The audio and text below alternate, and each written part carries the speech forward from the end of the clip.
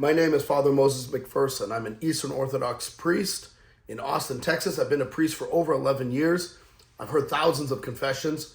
I would say probably 70% of which are from married couples. And I've noticed over the years, especially when you build rapport with somebody, they want to kind of talk about the deeper things and thoughts of their heart.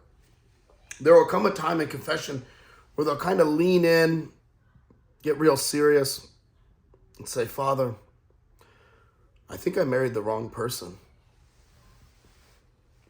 I almost want to ring like a cowbell at that point, in the confessional, like you've joined the rest of us.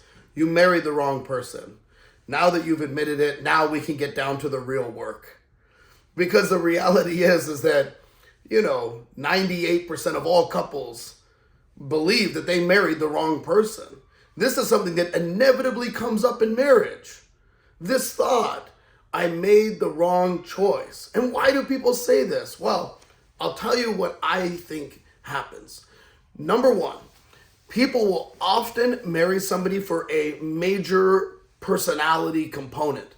For instance, in my own marriage, I married my wife because she is predominantly a nurturer. And since I am not maybe as nurturing in my personality, I knew that I wanted to marry a woman who was going to be good with children, patient, kind, gentle, very feminine. I love her energy, but I didn't realize that go with the flow, patience, and all these other characteristics of kind of a more artistic personality type also have some corresponding weaknesses, such as the fact that that same person may not value being on time. They may not value having a schedule. They may not be great with time management. They may not be very thorough when it comes to budgeting. That predominant personality trait also corresponds to some weaknesses. And when people marry somebody, they usually pick one or two predominant characteristics that they see in that person that they latch onto, usually because it is the person's weakness.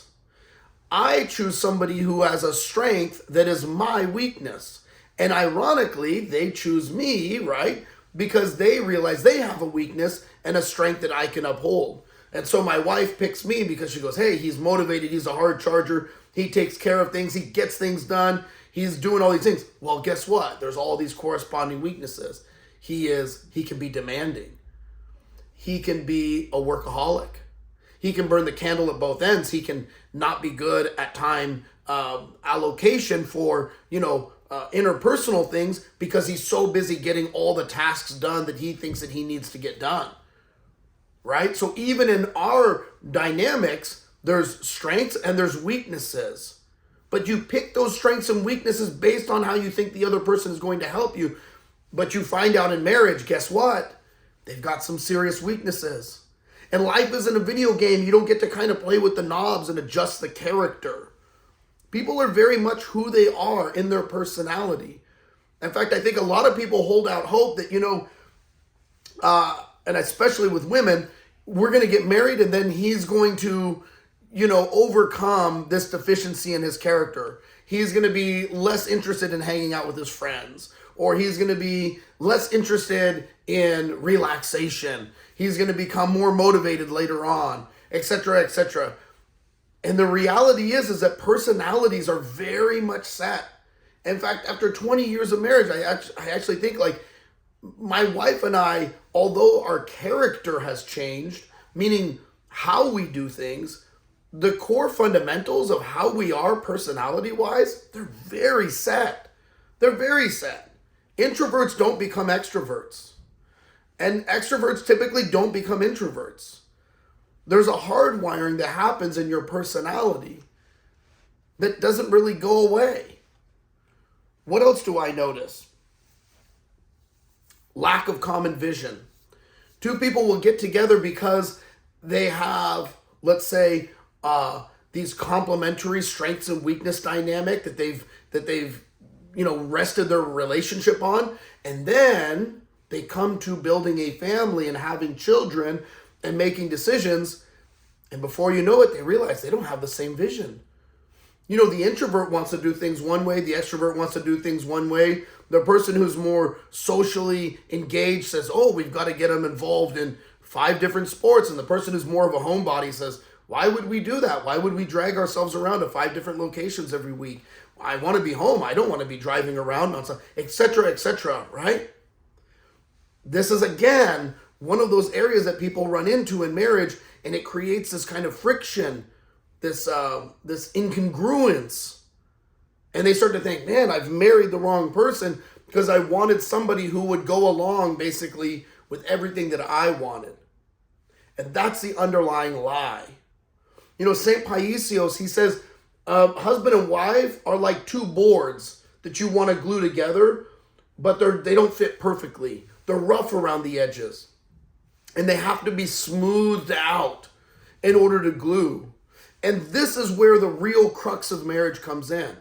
Because most people think, I'm going to change my spouse and make them more into the person that I want them to be.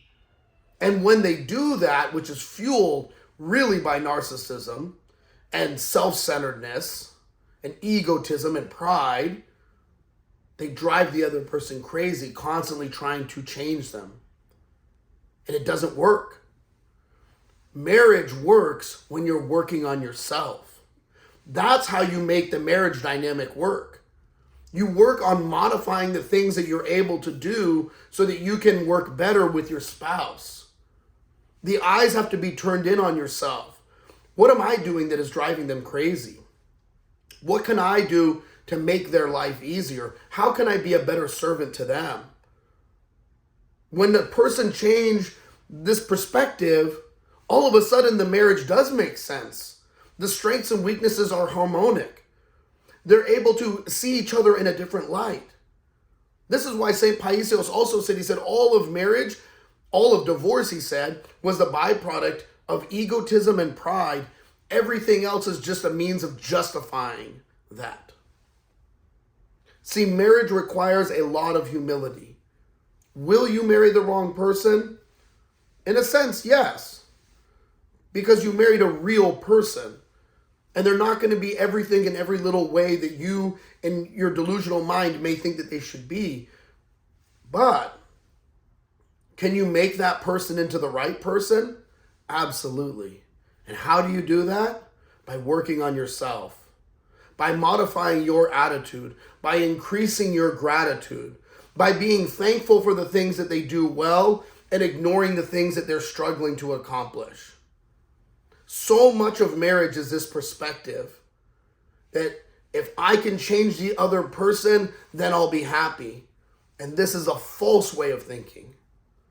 The real key to marriage is, how can I work on myself to make myself the best spouse that I can be for my spouse?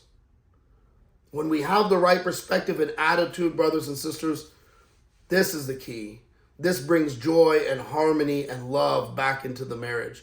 And you realize you didn't marry an idea, you married a person. And they've got strengths and they've got weaknesses, and you've got strengths and you've got weaknesses. And the two of you come together to make the perfect person and the perfect parent for your children when you're working together in harmony. God bless you.